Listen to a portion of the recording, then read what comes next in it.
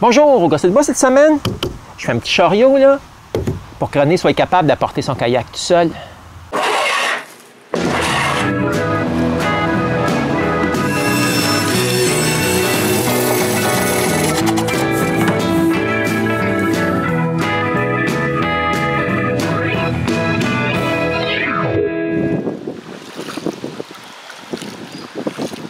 René, là, elle aime bien faire du kayak, mais surtout avec son petit animal hideux.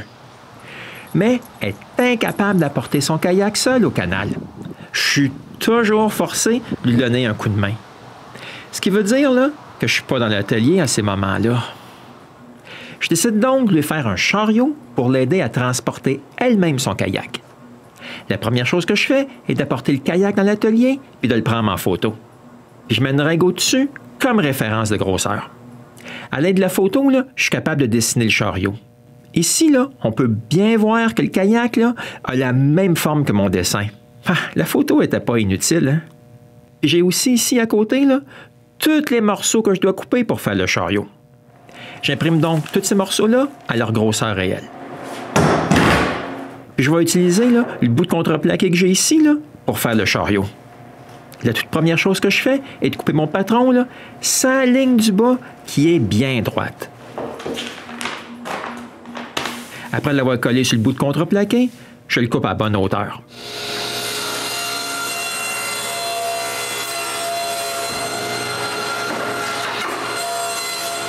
Ouais, je coupe pas la feuille tout au complet. J'arrête là, et je finis la coupe grossièrement avec la scie sauteuse.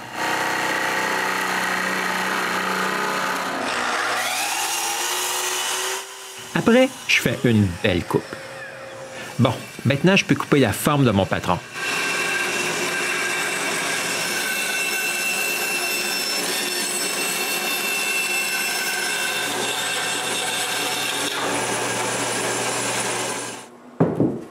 Ouais, quand je le mets sur le kayak, là, c'est parfait.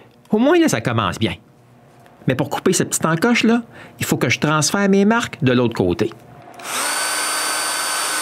Je perce donc un petit trou à chaque coin du dessin. Ensuite, je peux dessiner l'encoche de l'autre côté. Après ça, là, je peux la couper.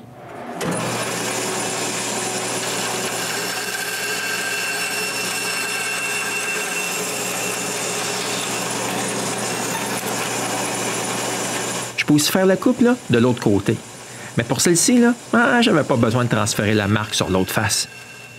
Ensuite, je peux couper les deux morceaux qui forment le support des roues.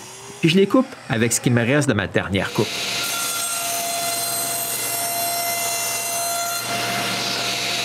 Bon, il me reste pas assez de bois là, pour faire les deux autres supports de kayak.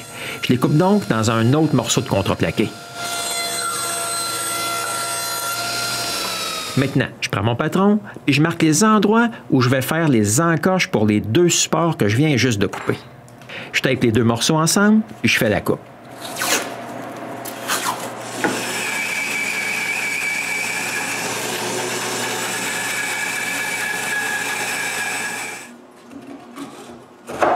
Bon, ici, vous pouvez mieux voir ce que j'avais en tête. Ces deux morceaux-là, ils vont empêcher le support de basculer sur le kayak. Pour les deux autres morceaux, là, je coupe le patron que j'ai imprimé. Je tape les deux autres morceaux ensemble et je colle le patron par-dessus et je perce 4 trous. Un à chaque coin du trou que je dois faire.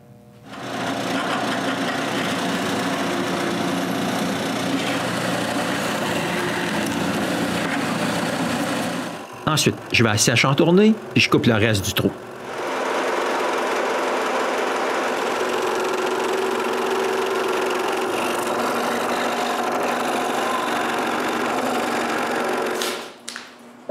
Oh, quand je l'essaye en place, là, le trou il est trop petit. Faut que j'arrange ça.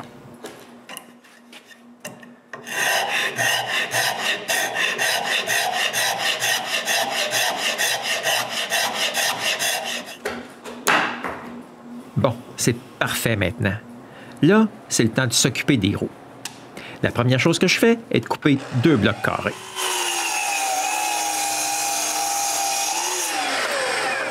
Ensuite, je les colle ensemble avec du ruban à double face. Après avoir marqué leur centre, là, je perce un petit trou dans les 2 morceaux.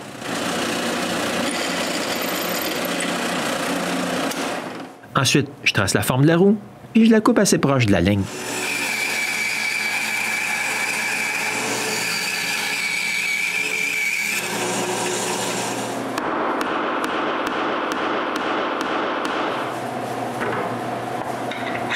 Puis, je tourne les 2 roues bien ronds.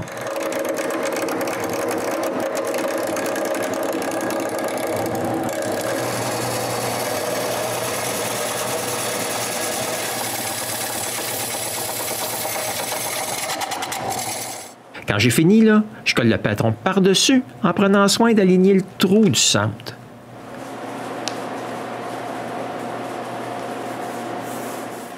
Ensuite, je peux percer un trou à chaque coin de mon patron.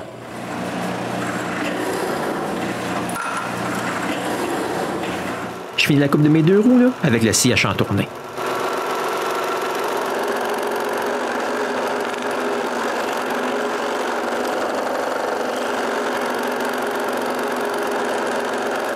Je termine mes formes là, avec la râpe.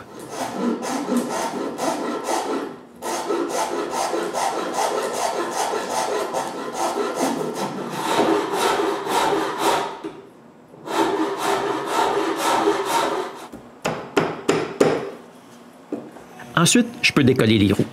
Une chose que je peux dire, là, c'est que ça colle en maudit le ruban à double face.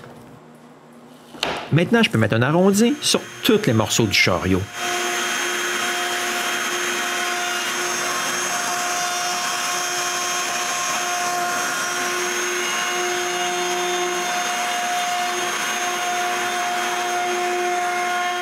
Ensuite, je suis presque prêt à appliquer le fini.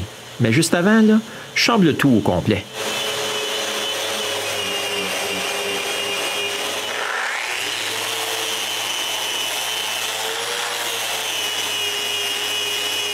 Pour le fini, là, c'est assez simple. J'applique 3 couches de fini à l'huile d'extérieur avec un petit sablage entre chaque couche.